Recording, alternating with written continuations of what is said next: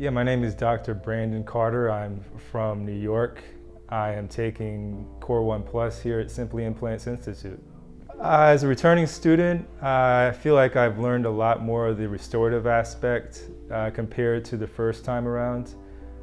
We started planning, more complex cases, looking at the, full mouth as a whole, and not only just placing implants, but also looking at other factors that could affect the entire case. So we were able to do not only implant placement, but crown preps, and also use a lot of the lab aspects that were used to complete the case and basically make it turn out great.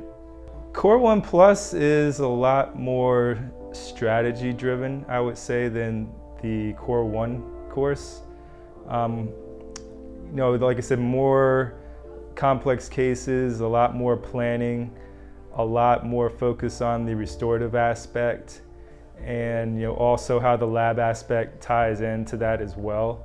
So we were able to kind of walk through some very complex cases, more so than what we saw during the first time around, and plan those out individually and go step by step. So we're a lot more familiarized not only with just placing implants, but the restorative aspect of that as well. So it definitely was very eye-opening, and gave us more wide-ranging experience than just simply placing implants.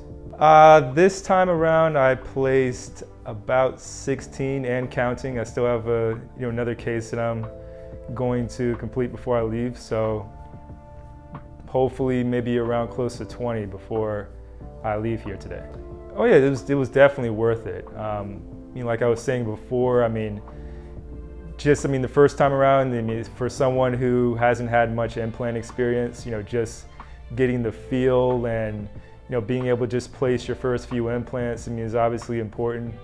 But when you're coming back, now that you have that experience, you just want to be able to plan larger cases, like doing full mouth cases as a whole instead of just placing single implants. So again, just seeing the whole entire case, a lot more complex cases, and being able to plan it out. That's really the big thing.